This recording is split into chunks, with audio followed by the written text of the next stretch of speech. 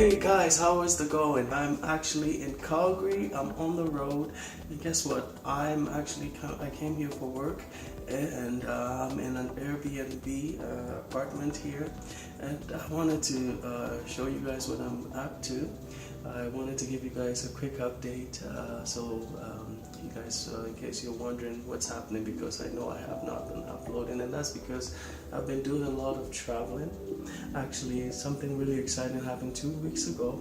I've already recorded all the video for that. What I'm gonna do is I will be editing those videos, and you'll be seeing exactly what's been happening for the last 2 weeks. And that's why, if you notice, my upload cycle has been a bit off. But I promise I'll be back. I'm back, and I'll be doing a lot more videos going forward. But while I'm here, what I wanted to show, in case you've noticed, there is this bright light on my face right now, and the reason is because on the way to Calgary, I stopped in my favorite antique mall in Edmonton, and I picked up these amazing lights here. And you know what these are? I'll just shine this here, and these this is actually a light bar. They call it a light bar, and this was used in movies back in the day.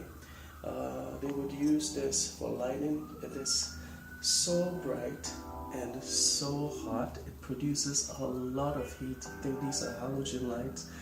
They just produce a ton of heat. Each of these bulbs is 300 watts, so a total of 1200 watts. That's a lot for one bar. And I didn't buy one, I bought two of them. As you can see, there's actually, I'm not sure if you can see that. I have my cell phone. I'm recording here with my cell phone on a selfie stick. So I bought two of them. Each of them, guess how much they cost me? $10 each, which is amazing. And the reason why I bought them is I'm going to be using these for lighting in my studio, and also for my videography work. I will be using this for videography work. There's so much creativity that you can have when you have proper lighting. And as you guys know, I unboxed my softbox a few weeks ago. And I had a special video about that. I will put a link up on this video. You'll just see a pop-up at the top of this video. You can click on it and check the unboxing for that. But this, I needed more lights. As you guys know, I'm also creating a portrait studio, and I just needed more light. The more lights you have, the better. You can do a lot more creative stuff when you have better lighting. So the softbox was just the start. And seeing these, I couldn't pass on them. The fact that it's $20, oh man, I couldn't pass on that. That is really a good price. And it came with all these bulbs, and these are actually special bulbs. These are, they call them movie flood lights. They're special bulbs, 300 volts each. And I must tell you, if you look straight into this thing, you will feel blinded. Like, it is really, really bright. So lights like these were intended to be used at a distance. You can use these to create artificial daylight. You can see that there's this brightness in the background here as I'm shooting this. So having this, I could literally change the lighting. I could basically, in a dark room, I could create an artificial daylight on my face, and it allows for a lot of creativity. Right? You can soften it with some cloth, some silk cloth. You can bounce off some of the light to fill some spots in my, like right now. I know the left part of my face is a bit dark, but I could use the second light in here to bounce off some light onto that part of my face to create a bit less shadow. And depending on whether I want a dramatic effect or not, I could do so much with this. So I'm going to turn these lights off, and I will show how some of the stickers, I will show the brand for these specific lighting bars right now, okay? So this brand here is the Tower brand, made for the Sears, Roebuck, and Co. and Simpson Series Limited. So it was made by the Tower Company, looks like, and it was made for the Sears brand. And it has 4 lights on it, as I mentioned.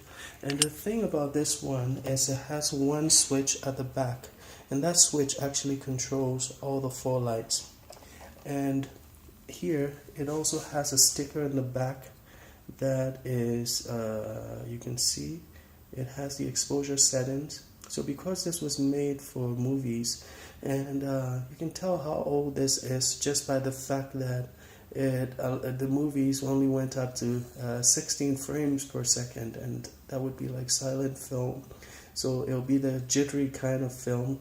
And it tells you your f-stop settings, how far you should be from your subjects, and what your f-stop settings should be.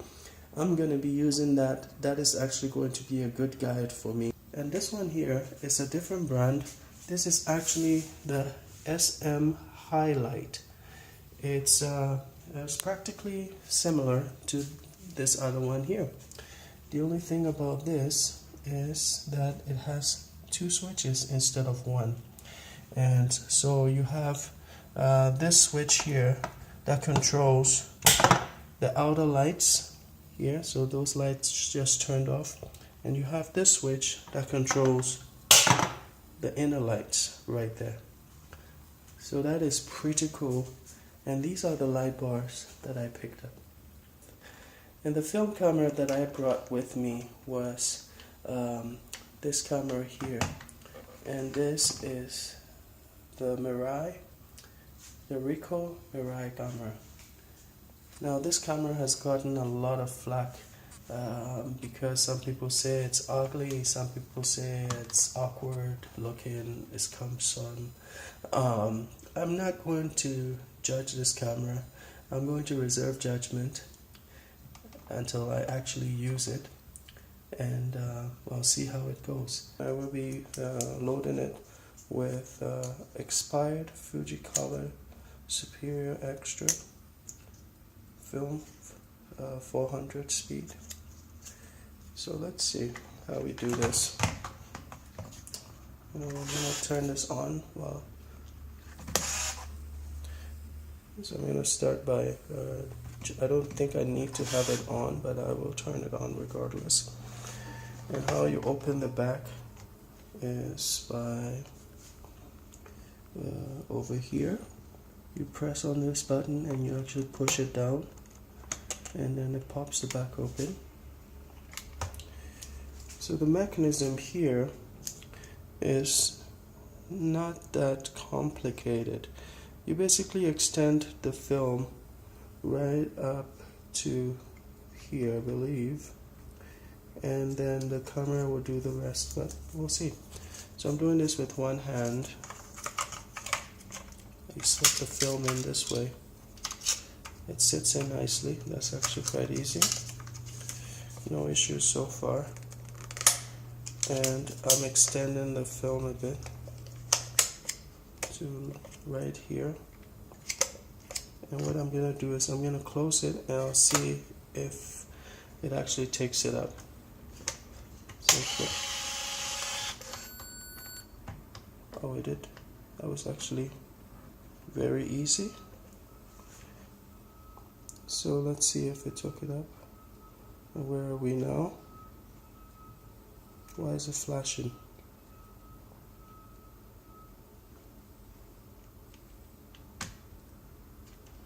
I think there's something wrong. It didn't take it up.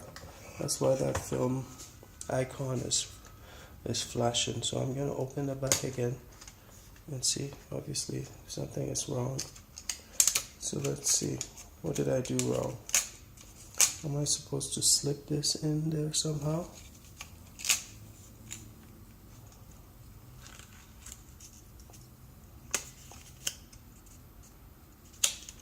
It doesn't say to slip it in. I don't think I have to slip it in.